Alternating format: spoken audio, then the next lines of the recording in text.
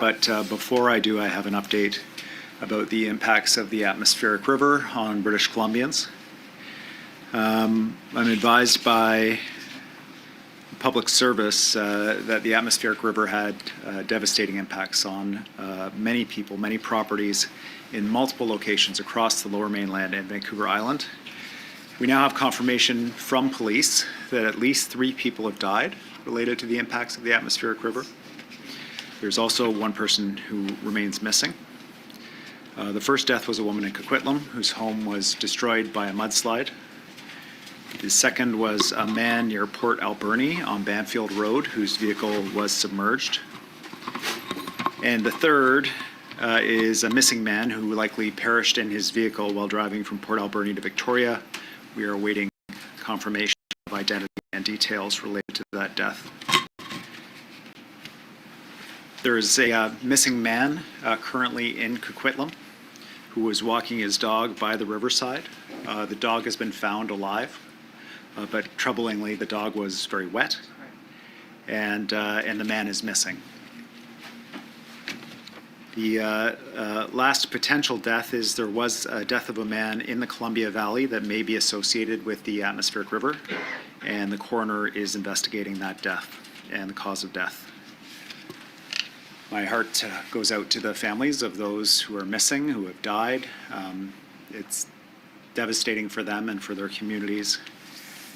The shock, I'm sure, is overwhelming, and I know where we don't have answers yet, the waiting must be excruciating. The Ministry of Emergency Management and Climate Response is working with local governments to identify any potential damage to local government infrastructure and to support them and First Nations with response to flooding events. For British Columbians, the rains continue. Please be extremely cautious around rivers and waterways. Check drivebc.ca for information about highway access and road access. And emergencyinfobc.ca is also a good source of information for British Columbians. So that is the end of the update on the atmospheric river, and I'm happy to take questions from the media about any other number of topics. Thank you for joining us. Members of the media on the phone line, please press *1 to enter the queue. All members of the media will be limited to 1 question and 1 follow-up. We're going to begin on the floor today with Richard Zussman from Globe News. Go ahead, Richard. You barely held on to this job. There are still counting being done. You lost 16 incumbents, including 5 ministers. What went so wrong? Well, the counting does continue, and we're not taking anything for granted. But it's pretty clear to me that British Columbians sent me a strong message that we need to do better. And in particular on issues of affordability, the challenges that families are facing, on issues of public safety in our community. And my commitment to British Columbians is I take those lessons very seriously. And currently, we are working and preparing, without taking anything for granted, that if the counts come back for a minority government or for an NDP majority government, that we're going to put those lessons into practice right away, working for British Columbians, and get to work for them because they can't afford to wait. You talk about right away.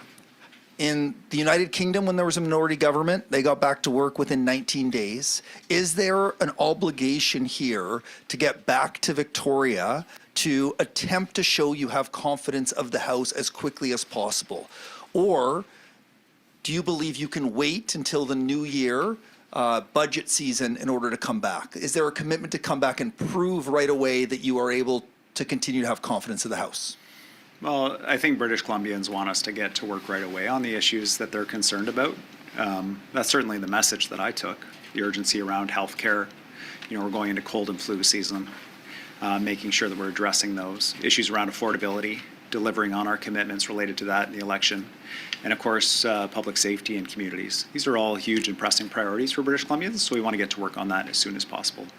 It is very likely that we will need the support of other MLAs to pass legislation, to do the work that we need to do. And what that looks like, we'll be entering into discussions as we go forward about how we find that cooperation in the legislature.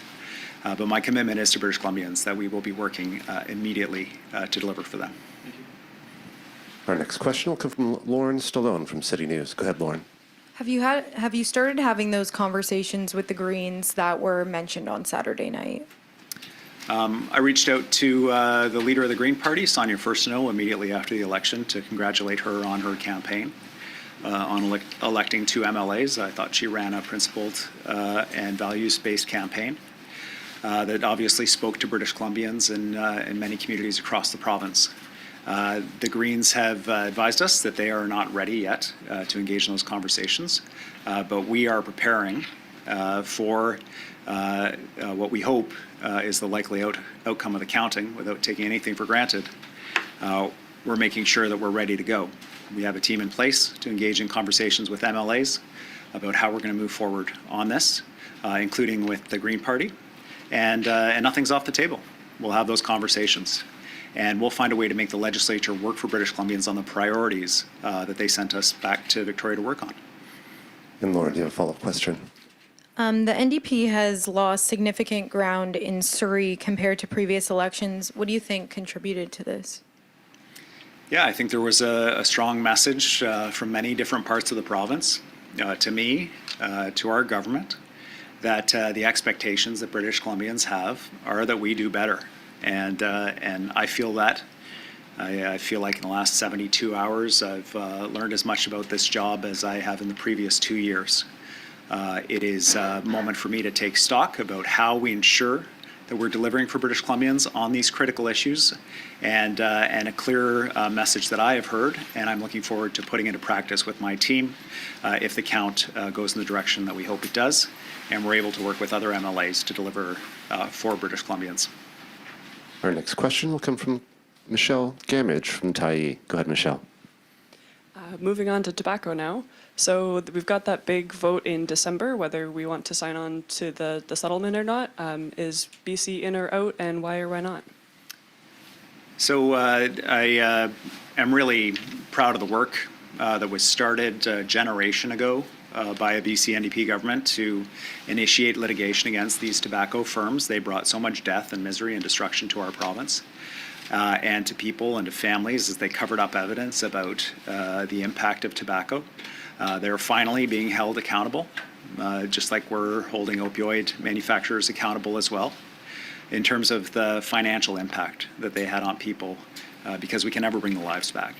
The work was exhaustive around the table, involving many provinces, and my hope is we can get this agreement across the line and ensure that at least some recognition of the impact that tobacco companies have had on British Columbians and all Canadians is realized. And Michelle, do you have a follow-up question?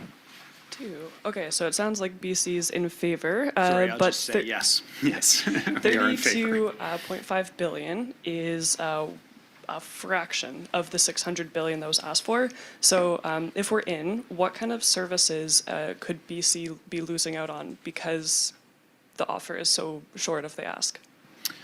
Well, there's no question that the compensation from these companies is not going to approach even a fraction of the impact that they had on Canadians, just like in other jurisdictions where they've been sued as well.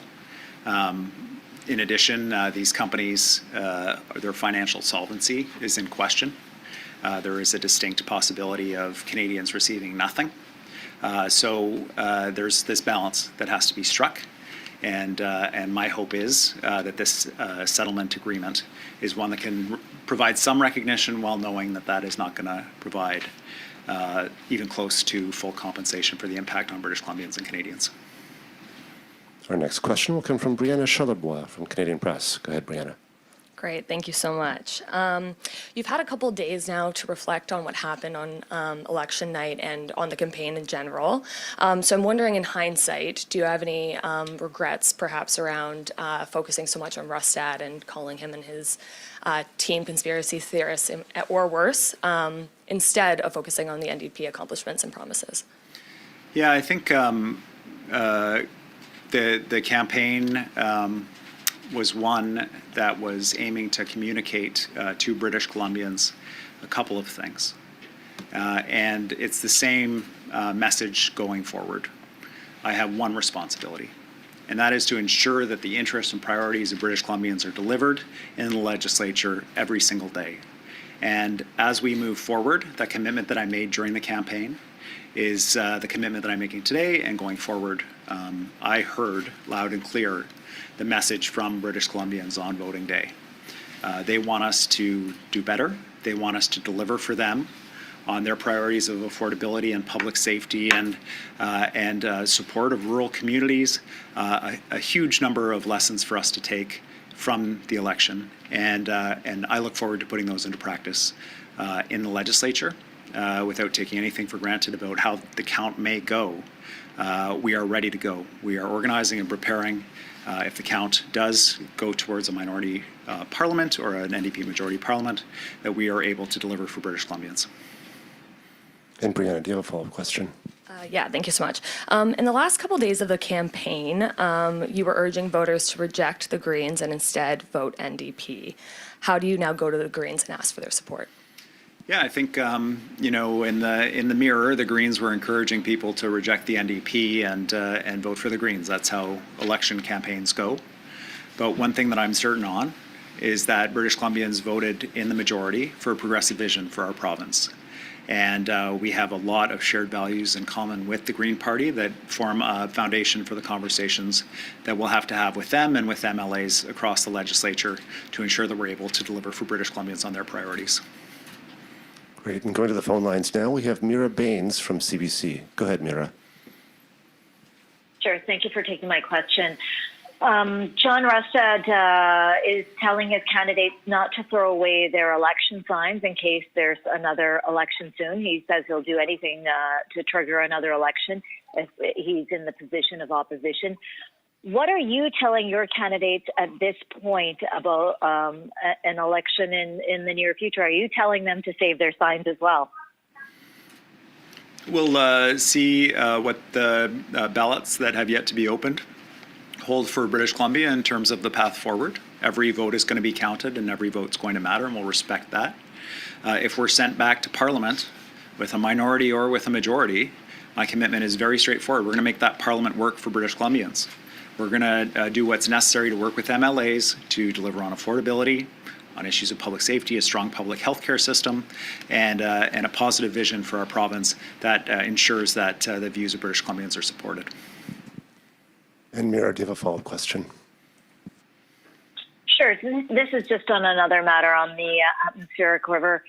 Do you think that there should be a better, more coordinated system of warning people when something like this happens in light of these deaths? Well, I think that there's always lessons for us. Anytime a life is lost due to natural disaster or there's significant property damage, we always go back and do a review. What did we learn? How can we do things better? We did that with the forest fire season. And our task force implemented a number of changes that, despite the devastation of this year's forest fire season, avoided the kind of catastrophic impacts we'd seen from previous seasons. And so for the atmospheric river, while the search and rescue teams are still out there and they're searching for people, I want to encourage them to continue that important work, and all British Columbians to be cautious while the rain is still falling. We will be reviewing and ensuring that any lessons that can be taken here about future rainfall or flooding related incidents are taken into account in terms of the specific deaths we saw here. Our next question will come from Rob Buffum from CTV News. Go ahead, Rob. Oh, hi. Thanks for taking my question. I'm wondering, some trust has been broken with the Greens. We were in the situation in 2017, and when ACASA was signed there, your party did scrap that prematurely. And then, as referenced earlier, at the latter part of this campaign, actively you were dissuading, you're trying to encourage people not to vote for them. What kind of concessions would you have to make or be willing to make to get them to come back to your side, especially if it was on more than a vote-by-vote basis, given there is some ill will there? Well, Rob, we'll see where the votes end up. We'll ensure that every vote is counted and the will of the voters is respected in this province. And if they send us back to the Parliament with a minority or with a majority government, we will work, and we're preparing right now to be able to hit the ground running to address the issues that British Columbia British Columbians will have sent us to Victoria to deliver for them. We will work with the Green MLAs, we'll work with MLAs to ensure that we're able to deliver that for British Columbians. And Rob, do you have a follow-up question? Right. I do. When you say, you've learned or feel like you understand you need to do better, what are you referring to there? Is there part of that relates to the campaign tone that may have backfired and turned people off in terms of all the negativity? In terms of your agenda, it was a very specific, very bold agenda in terms of housing and other. So you certainly didn't lack for ambition.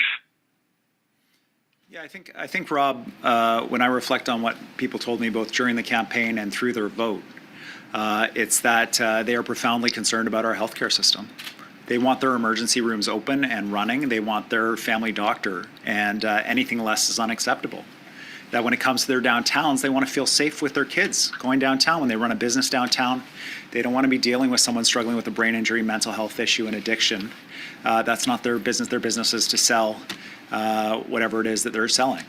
And so that's a message that I got loud and clear, and I think that John Rustad spoke very effectively to British Columbians about those frustrations. And that's a lesson that I take, that we didn't do enough. And we've got to do more to make sure that we're supporting those kinds of communities, those kinds of strong public services that people are looking for. And we're going to do that. Our next question will come from Justine Hunter from the Globe and Mail. Go ahead, Justine. Thank you. I just want to follow up on the first question there, which was around, are you committed to a fall session? I think you are, but I just want to be clear on that. Well, I don't want to prejudge the conversations that we're going to have with MLAs. The Greens have asked for time before those conversations start. They're going to take the time that they need. For the piece that's my world, for our NDP MLAs, for our team, whatever the final configuration looks like after the count, we are doing the work right now to be prepared to be ready to go on day one. And that's ready to go to deliver for British Columbians on the priorities they set out for us. And we're happy to work with MLAs to deliver that vision in a number of different configurations. Nothing is off the table. And we'll make sure that those conversations can take place, and we can do that work as quickly as possible for British Columbians. We can't waste a moment. People are feeling this now. They want us to work now. Life is happening in real time here for everybody else in the province, and we got to make sure that we're keeping up to that as government, whatever the final configuration is that's sent to Victoria. And Justine, do you have a follow-up question? Thank you. Can you deliver some promises without going back into the House? I'm thinking of the grocery rebate, for example. Sorry, Justine, the whole first part of your question cut out. Can you start again? I know this line is terrible. Sorry about that. No problem. Can you deliver some of the major platform promises without legislation? For example, the grocery rebate.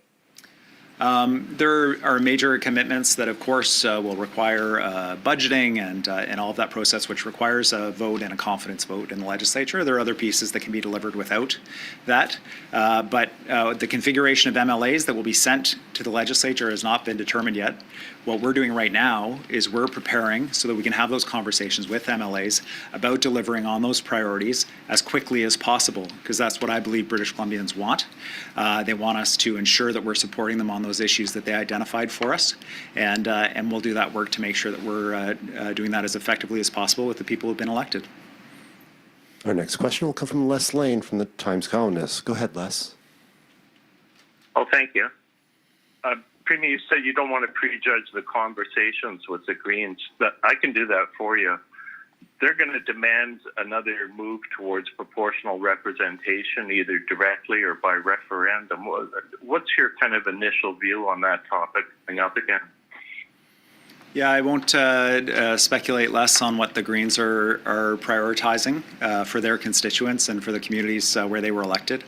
They'll come to the table with their requests and their suggestions and their views, and whatever the configuration is that British Columbians have sent to the legislature, we'll work with MLAs, including Green MLAs, to deliver a legislature that works for British Columbians. And that's my goal, is that the people who are elected, that we're working together to deliver for British Columbians on the priorities they sent us to work on.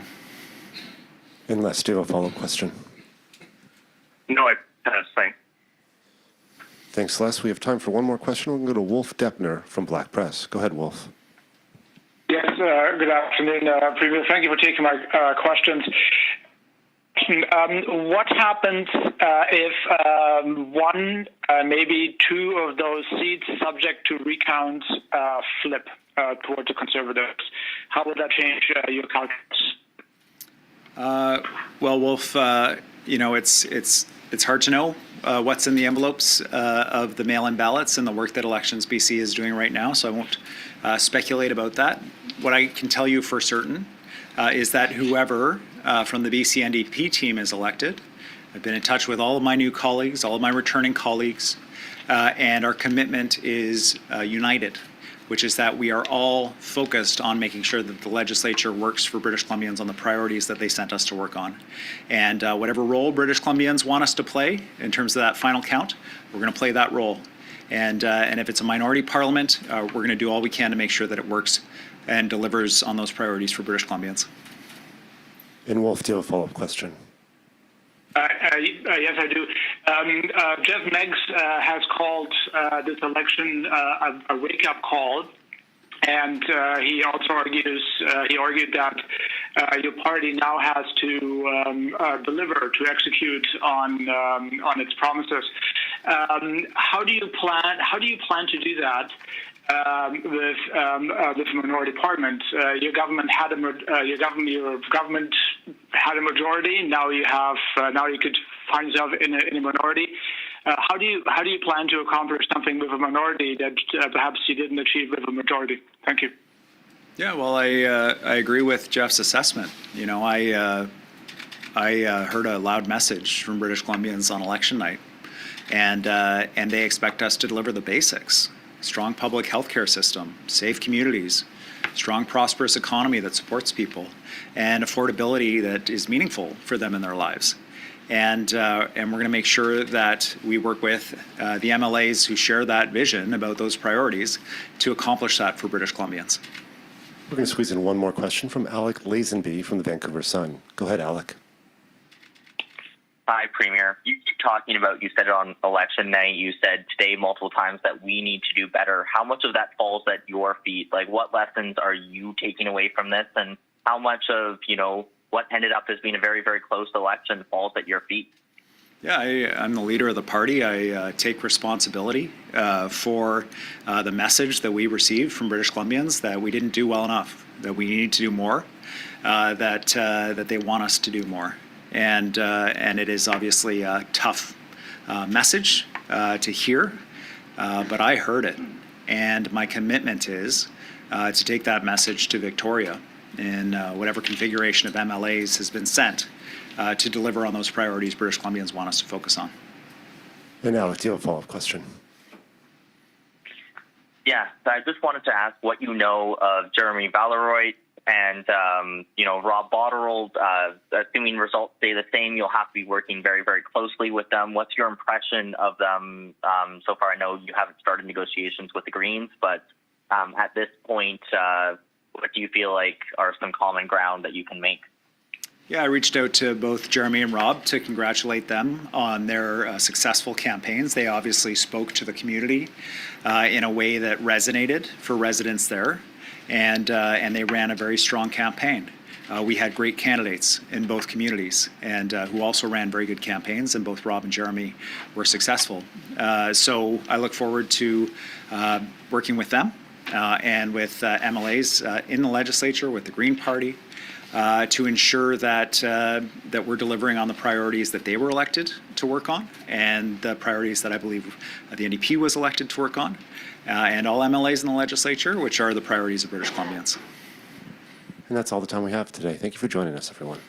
Thanks very much, everyone. Yeah, I did. I actually.